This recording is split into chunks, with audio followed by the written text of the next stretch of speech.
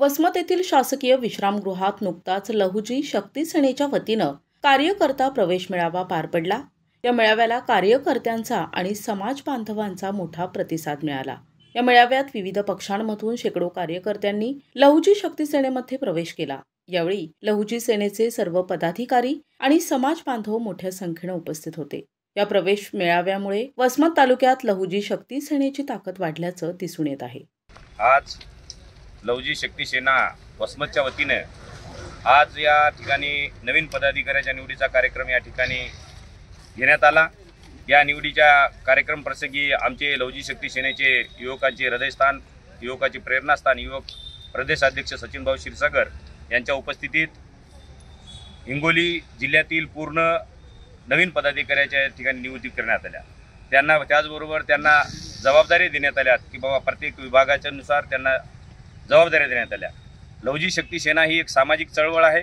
या सेनेत काम करताना समाजाच्या मागण्या जे काही आहेत की बा मातंग समाजाच्या मागण्या आहेत की बा अनुसूचित जातीमध्ये आरक्षणाचं वर्गीकरण होऊन त्याच्यामध्ये अबकडक वर्गवारी करण्यात यावी।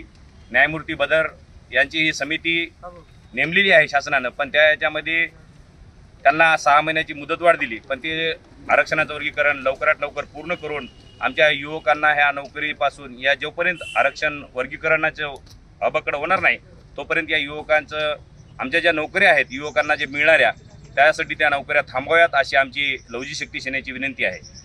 त्याचबरोबर आम्ही शासनाच्या जे काही आमच्या लहुजी साळवे आयोगाच्या शिफारशी आहेत त्या मान्य करण्यासाठी आमची ही संघटना काम करते। या संघटनेचे पदाधिकारी आणि शासनाकडून आमच्या ह्या मागण्या मान्य करण्यासाठी याचबरोबर इथे अण्णाभाऊ साठे यांचा पुतळा लहुजी वसमतनगर इथे उभारण्यासाठी आमचे पदाधिकाऱ्यांनी निवेदन दिलेले आहे, त्याचाही पाठपुरावा या नगरपालिकेने करावा अशी आमची लहुजी शक्ती सेनेची मागणी आहे। प्रतिनिधी नंदू परदेशी, NTV न्यूज मराठी, वसमत, हिंगोली।